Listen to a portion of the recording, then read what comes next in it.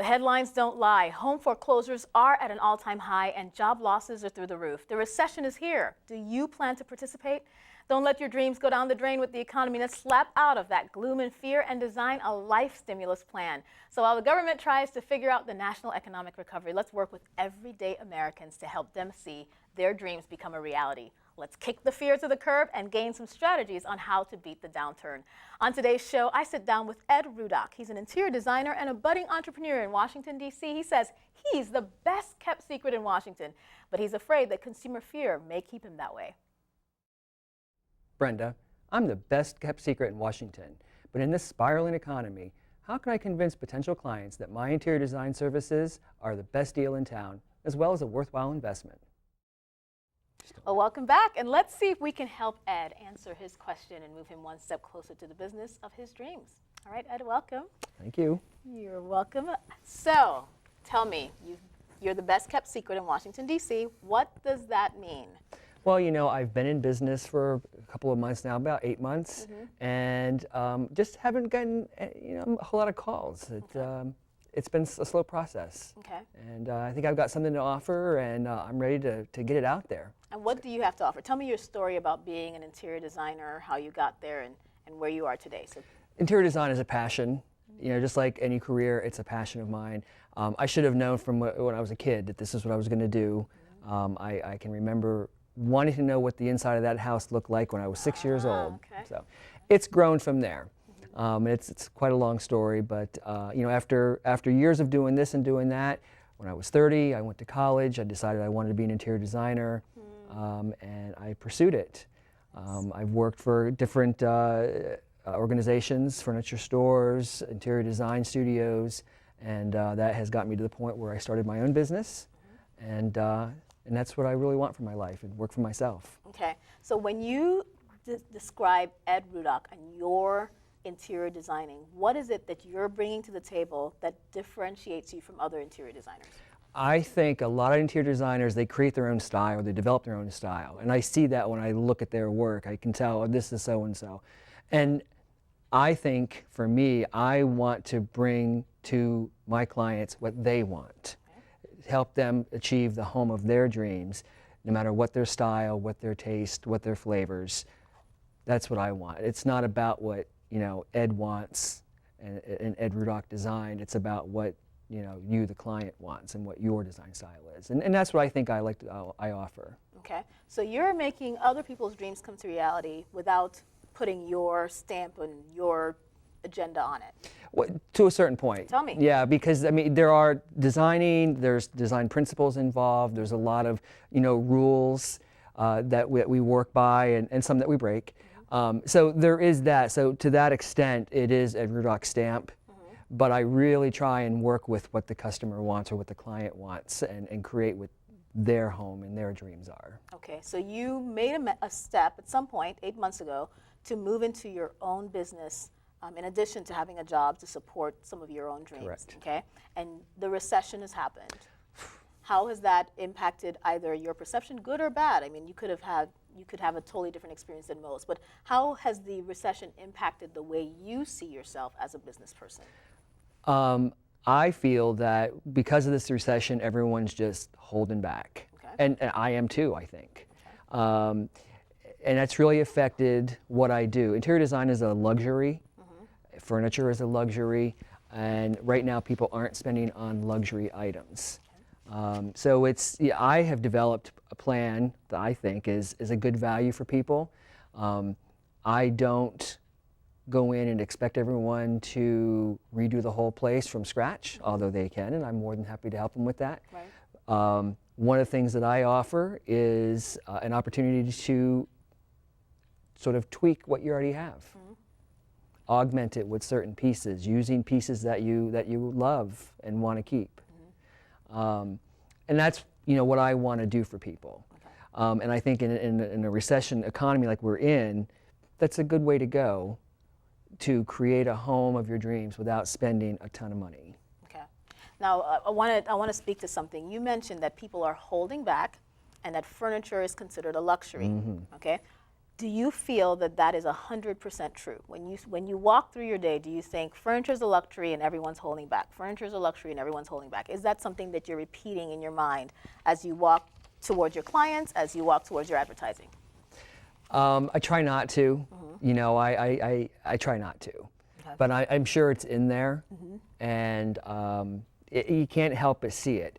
In my day-to-day business, I work at a furniture store, and I see the traffic or lack of traffic, and it has its effect. And I really try hard to keep a positive attitude and do what I can do to promote myself and my own business, but there is some of that. Okay, all right. So let's do a little playing here. Let's say that your business is a game, all right?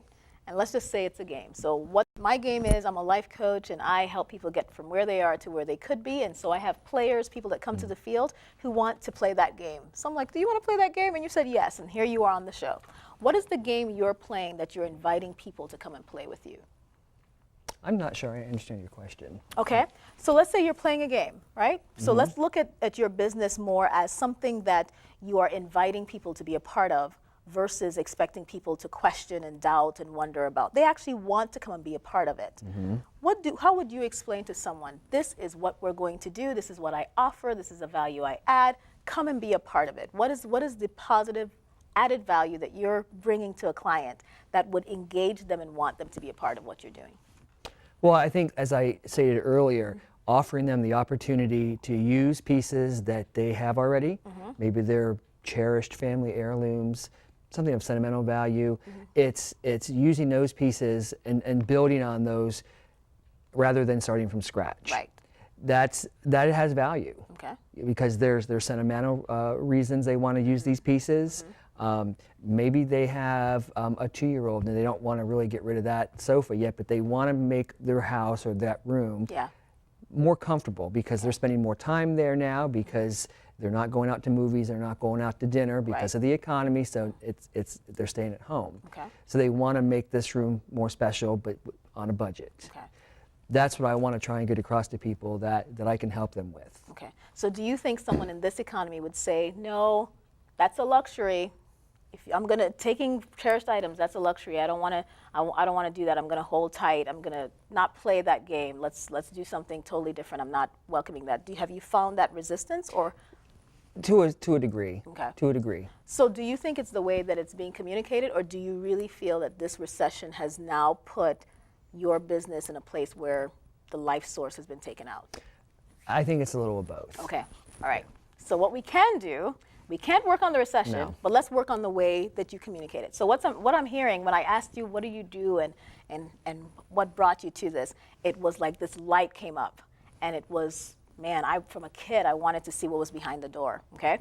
And as soon as we started to talk about the recession, then there was a list, which I see all of us, we do the same thing, a list of all of the problems and not as much as the opportunities. So I'm gonna ask you the question, and look at me as someone who wants to play this game with you, someone who wants to come in and use my heirlooms and use things that I already have and make a home, which I'm spending more time in. I want you to start to give me a strong case for what it is, the value that you're adding that should make me say this is a worthy investment, so that we can start tweaking the communication, all right? So let's do this. So I come to you and I'm a client, and I'm staying home more. I want to create an environment that's more welcoming, and I want you, with your energy, with your enthusiasm, with your passion, and with the value that you add, to express to me why, in this particular economy, me investing in your services is actually going to add value to my life than investing it somewhere else, because people are going to invest somewhere else. What are some things that you think you could tell me with a mindset of this is an opportunity for me more so than it's a problem, using the recession as an opportunity and not as a problem? What do you think you can share with me to entice me to come and play the space lifting game? I think you laid out the case for yourself. You know you're staying home. You know you're renting movies from Blockbuster. You're not going out to dinner. You're not going to the movie theater. You're spending time at home with the family. You want your home to be comfortable, to be inviting, because your friends are coming over too now, instead of you all meeting out for cocktails. So you want to create this atmosphere that's warm, it's inviting, maybe it's a little exciting, maybe you just want a little change. That's what I can do for you. And all it takes is a few simple little tweaks, depending on how far you want to go. Maybe it's just the sofa you want to keep and you want to get rid of everything else. Maybe it's most of it and you just want to change the wall color, the window treatments, and paint. So no matter what you want to do, I can help you with that. And the added value that you're going to get is that at the end of it, you're going to look around the room and you're going to say, oh, this is great. I feel comfortable. I feel like I can relax. I can have my friends over and I'm not ashamed of, that the kids wrote on the wall. Right. That's the value that I bring into this. And how is that different from another interior designer? I think a lot of interior designers, again, are going to come in and say, oh, get rid of all this. We got to start from scratch. This just won't do. This sofa's 5 years old. We can't use this. I don't want to do that. All right. I want to come in and use what you have and what you love and build on that. Do you feel that verbally on your website, in any of your written communication, that you are bringing to customers that clear message that I take what you have and I make it great? I would say that there's room for improvement, especially on my website for that. I do talk about that, but I think there's room for improvement now that you bring that up, and that's why I'm here. Okay, so let's do it. So on the website, how can we say, so I've been on your website, and how can we move forward into saying that I take what you have and I make it great, all right? Now, when I went on the website, it said Spacelift, and is that a play off of facelift? Yeah, it is. It is. Are you committed and married to Spacelift? I think I am. Okay. I feel like I've built the brand, or I'm building the brand, so I am committed to that. Okay. So on the website, do you have any thoughts initially so that I can give you some feedback on how to move forward from website that is static to I make your home great? I take what you have and I make it great. Don't know if I have any thoughts about that. Okay, let's talk about it. So when I get on the website, and I have a website as well, so I know how it is to create that atmosphere. Basically, your website is where you tell someone, this is what I do, okay? You have some amazing before and after pictures. Okay, and those pictures I actually have to take one step from the first page to actually get to seeing those pages. Is it possible for you to put on the front of the page, I take what you have and I make it great, and able to see those before and afters immediately as I come to the website? It's possible. Okay, all right, so that's a thought. Second thought, in regards to your website, is there any place where people can be in contact with you, whether it's giving them a free newsletter or giving them information on how to turn blah into brilliant, how to take drab into something, some sort of interaction where I feel like I'm dealing with a real person who's very passionate, that I have to connect with, and that they give me value even before I have to pay them? Have you thought about that? I haven't. I know what you're talking about, and I haven't. Okay. I think it's because when I speak with you and I see you do your thing, even when you came on set, you were ready to already engage the environment. And so I think if someone can see the ad that I saw as soon as they came to the website, either saying free newsletter or free something on how to turn blah into brilliant, or hey, I'm Ed and I make what you have great, and you start to show a before and after, then immediately it takes less work for me to actually go and look at someone else's website or try to look through magazines. All of a sudden I say, I can see what Ed does. I see his passion, I see his work, and I want to be a part of that. Just a thought. What do you think about that? Well, it's interesting because I built that website and I know how to change it, so I'm already thinking about how I can restructure the website to incorporate some of those changes. Okay. And make that sort of visual more immediate. Yes, because I think the thing that's good is that your passion, once it's translated into your Spacelift on the web, is your office. So once I come there, I want to interact with what I'm interacting with right now. And right now, on my site, of course, we are all developing our websites. It has an opportunity to move forward and say, I'm Ed, and it doesn't take much work for you to get to me. I can actually show you what I do right away and add value before I even come and meet you. I think it'd be exciting. Interesting. All right. One last thing before we go. Your relationships, your current relationships. How are you leveraging your relationships to advertise what you do and be able to express that immediately and right off the bat? That's difficult. I do talk to people, and I know a lot of realtors especially, and because I started this business as a staging business, I wanted to deal with realtors, and most of those people haven't been real receptive. They're either doing it themselves or because of the economy again, no one's selling, no one's buying, and it doesn't have value to them at this point. Okay. So that's been a little bit of a challenge. All right. We're going to talk a little bit more about that when we return. We're actually going to see Ed do some of his magic. He's going to space lift this very boring coffee table and show us what we can do. So stay tuned and we'll be right back. I'm Bob Costas, and I've been broadcasting sports for a long time. Much of what I do is ad-libbed, but still one of the most important aspects of my job is being able to write. Narrations, essays, commentaries. It's essential to express those thoughts and concepts clearly and concisely. Good writing is essential for almost any career. And with today's advanced technology, the National Commission on Writing reports that the need to write well has never been more important. Writing is everybody's business. Well, welcome back, and we've been talking with Ed, which has been a lot of fun, and we want to see Ed do his thing. So Ed, I've asked you to transform this lovely 1980s coffee table and do your space lift magic. So it's all you. Tell us, what can you do to make a coffee table come alive in our house? Well, the first thing I would tell you to do is get rid of it. Okay. Goodbye, if you're not going to get rid of it, what you can do is paint over it, give it a fresh new look. Okay. But we're gonna tablescape it or accessorize it real quick. I like that. Okay, I got two different things I can talk about. First of all, when I accessorize, I work in groups of 3. Ah. If you look at that, we've got different shapes, different textures, different materials, different sizes.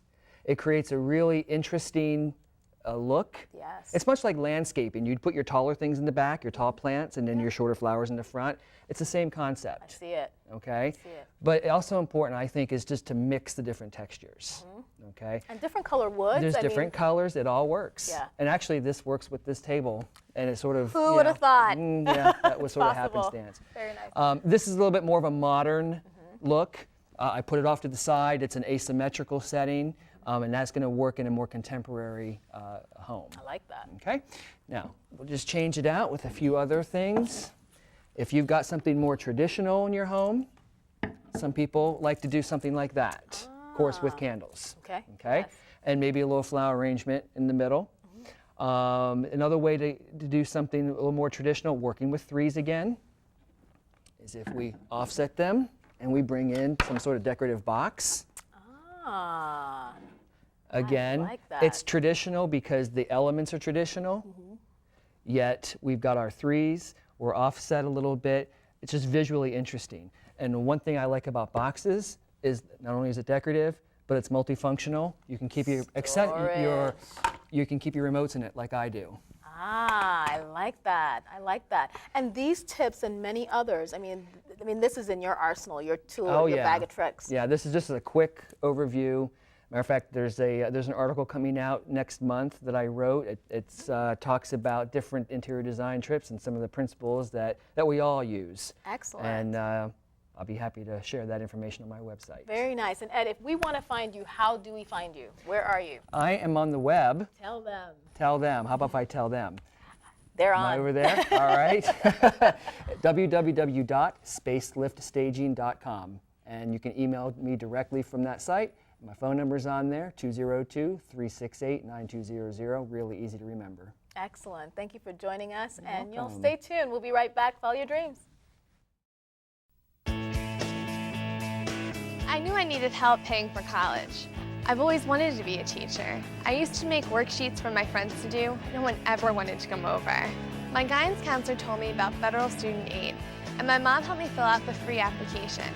I got the grants and loans that made school possible. There is a way to pay for school. You just have to find it. My name is Caitlin. I'm going to be a special education teacher. I'm going to live my dream.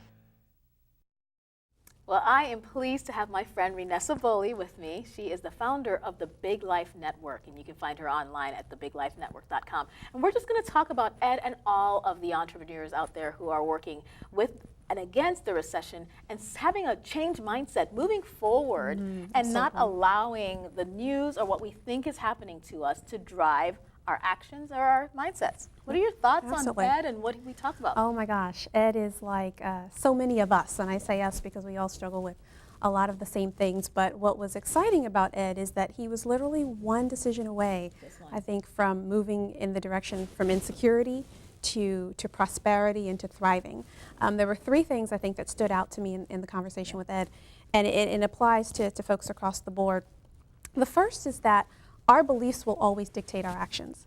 And so in Ed's case, it was the belief that nobody's buying, nobody's selling, that people are holding back because of the recession, so on and so forth. And the truth of the matter is there are lots of folks that are holding back and so forth, but then you've got a whole slew of folks for which, particularly cash-rich investors and folks like that, for whom this is the time to start buying homes and this is the time to start renovating and so on and so forth. And so it's focusing on what is the truth about our beliefs. Exactly. And those beliefs will then change our actions. And the interesting thing is that there are people who are trying to sell homes right Absolutely. now because they are stuck in homes that they want to get off their hands, and having a stager or someone like Ed is actually an added value. He actually adds value to people who feel like they're stuck with a home that is not presentable to others. So there are creative ways to see the situation as a benefit that you can actually move forward and change your mindset. Yep, you're absolutely right. I think the second key that came out of Ed's discussion is this whole concept of clarity. And clarity really is powerful. And for all business owners, you have a choice of, am I going to reach out and try to grab every particular customer that has $1? Right. Or am I going to focus only on those perfect customers that are right for me? And that may mean that you have less customers in the absolute number, but you have the right customers who are coming back with referrals and repeat business and so on. And in Ed's case, his perfect customer is not Joe Blow, who is potentially affected by the recession. His perfect customer may be the one that's trying to sell a home and needs to stage it because there's so much inventory out there. Or it could be the cash-rich investor who's looking to purchase a number of different homes and perhaps rent them out. So he might be the person that could be the best fit in those cases. So figuring out who are those realtors that are working with those investors and so on and so forth. Or the busy professional who in this economy is working like a dog, for lack of a better word, and doesn't have the time to take care of an apartment and so on and so forth. So it's really getting clear on who am I looking for, and figuring out how do I get myself in the right place for those folks. And then lastly, it's an issue that you actually had begun to raise as well. It's about leveraging relationship. People will buy and work with who they like. And Ed's got a dynamic personality. He's so likable. You guys had a great rapport during the conversation. And when folks are able to meet you and you're able to meet their needs, and there was a sincerity about him in terms of how he did his business. He cared about the customer and he put the customer first. People, again, will do business with those that they like. And so ensuring that he's getting out there in the forefront, networking with folks, and being able to drum up business from a position of care, not necessarily from a position of getting a sale. So at the end of the day, and I think this is for all entrepreneurs and even for folks who are looking to get promoted in their jobs, this is an opportunity to thrive. And it's a matter of how you're going to position and view this season. We have winters and we have spring. And after every winter, there is a spring. And so ensuring that we're putting ourselves in a position to take advantage of that spring as it comes. Renessa, what's interesting is that each entrepreneur has to define who is my ideal customer and who are the people who want to support me to find that ideal customer. And Ed was kind of going down the road where he was saying, realtors, they don't want to be bothered right now and they're being affected, and so I don't want to tap into that. But we have a network. They want us to succeed and they want to lead us to our success, and that might be the ideal customer. Absolutely. But again, it goes back to that belief, because if I have the belief system that I'm not supported, that this particular person's not interested in my business, then that's exactly what I'm going to attract to my business, and I will miss the opportunity of the person who is there to support because I won't ask the question. And again, not everybody is going to be the right fit, but it's understanding who is that perfect customer, because it's out there for each individual person in this economy and in other economies. So it's all about the belief system. Before we go, let's give them one tip on how to adjust the belief system. So there is a recession. Yep. There is something happening. That's a fact. Yep. But the fact is not indicative of how we respond Absolutely. to it. So how can a person change their belief system if they're looking at it negatively and they expect a downturn, they expect drama and dilemma? What Yep. can they do to make a change? It's so interesting. It's a great question that you ask. It is an issue of conditioning. At the end of the day, we are conditioned to believe a certain way. We are bombarded from the moment we hop on the internet, to Yahoo, to Facebook, to CNN, to MSN, NBC. We're bombarded with negative images, negative emotions, and so on and so forth. And so we have to proactively fuel our faith, for lack of a better word, our belief system with very different images. So you are proactively reading about those who are succeeding in this economy. You're proactively feeding yourself with whether it's positive affirmations or positive quotations, but you are proactively doing that every day because even as you're listening to the radio or going down the street, there's so much there that's negative that you have to proactively combat that with the positive. Definitely. And on that note, I said yes, yes, yes. Let's be proactive. If you want to spend some time getting some life coaching and getting some more tips from Renessa Boley, I want you to go ahead to www.thebiglifenetwork.com. Thank you for being here, my friend. It's been such a pleasure. So listen, let's hold on to our dreams, okay? What was your dream before the recession? Let's be proactive and not let your dream go. And we are so thankful for Ed, for Renessa, for all of you for being here. Until next time, hold on to your dream, and I'll see you.